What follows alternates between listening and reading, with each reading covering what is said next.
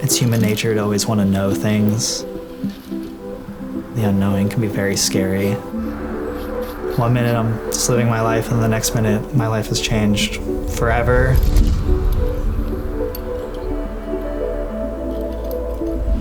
I can kind of almost hear the crunching of the car, people yelling and them trying to get me out.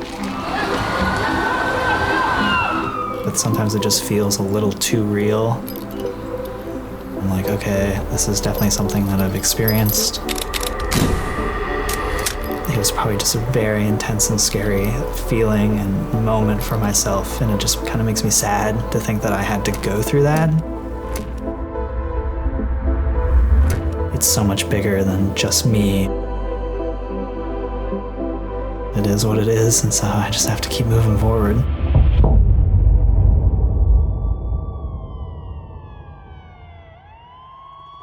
LifeFlight 1, you're being requested for a scene call in Jefferson, 219 degrees, 47 nautical. LifeFlight 1, we can accept for weather. Copy, LifeFlight 1 accepting weather.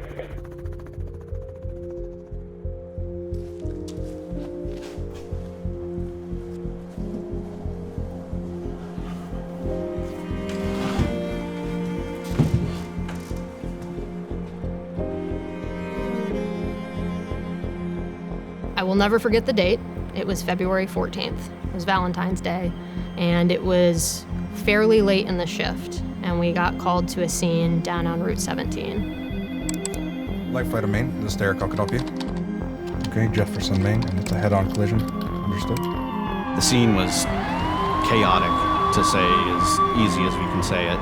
The car that Roger was in, we couldn't even tell what kind of car it was. It was like an orange-looking sedan, and the whole front end of it was just in the driver's compartment.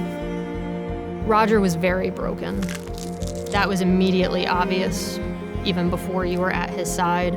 He was still talking to us, but his vital signs pointed to someone who was in very dire situation. Everybody came together, and we all worked tirelessly to get him out of there, and that was the biggest thing, was just getting him out of the car. LifeFlight 1 is airborne to the scene call in Jefferson Hills. We have 4 schools on board. We have 1.6 almost 2 en route to Eastern Maine Medical Center. We routinely bring calm to chaos, and we take care of these types of patients so frequently that we are able to look at the big picture and recognize that this isn't just one patient going through this problem. There's an entire family set that doesn't know what's going on. They are sitting out in a family room, potentially wondering whether or not their loved one is even alive. We were told that Roger's parents were there in a family waiting room. We went out to talk to them, Mike and I, and tell them that Roger is here, he's alive. You have to promote confidence in what you think's going on with them, give them an idea of what's going on, and I always let people know that I'm gonna do my best and take the best care of their loved one that I can, because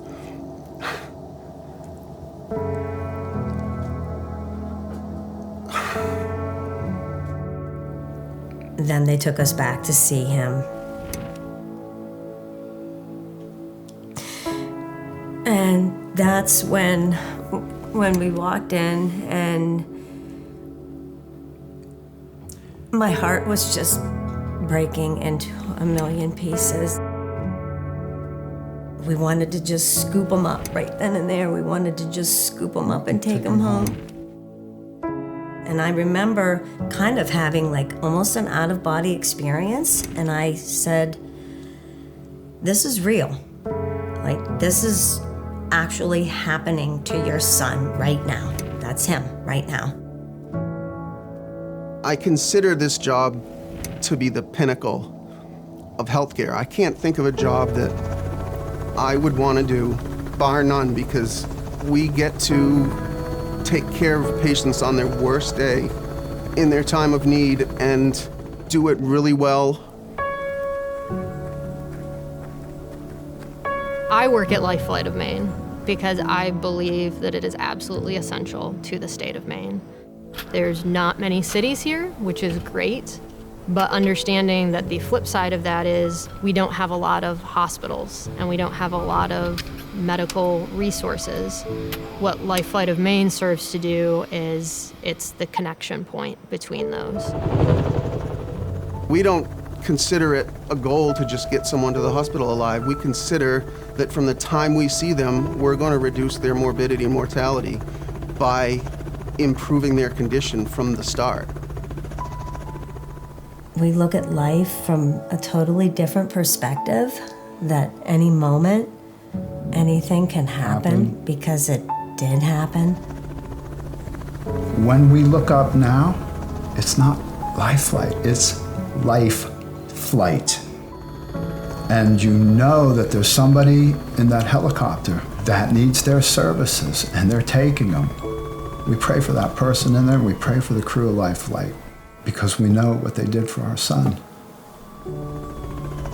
The fact that Roger survived as long as he did in that environment in 30-degree weather is a testament to him being a healthy young guy that has an amazing drive.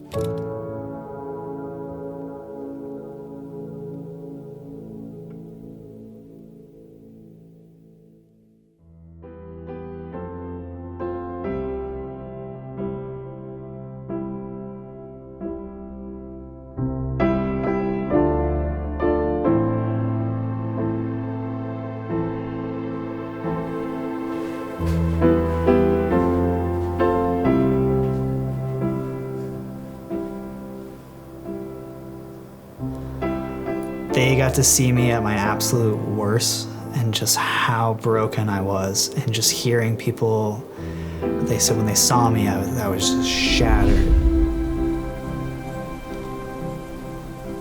It was almost like a reset button on my life. Not necessarily a reset button that I wanted or asked for. For me, it's like, yeah, I just went through something like super hard with this, and sometimes it almost felt like I was alone. Getting to see people that were involved with it, they have to also carry that with them. It just made me really appreciate like what they do.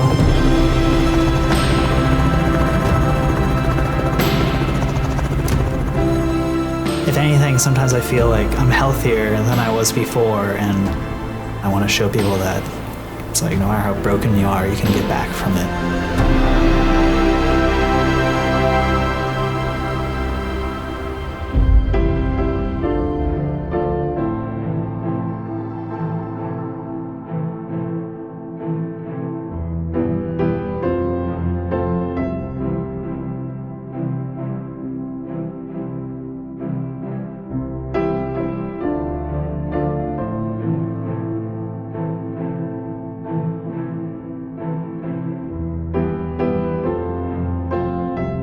Without LifeFlight, he wouldn't be here.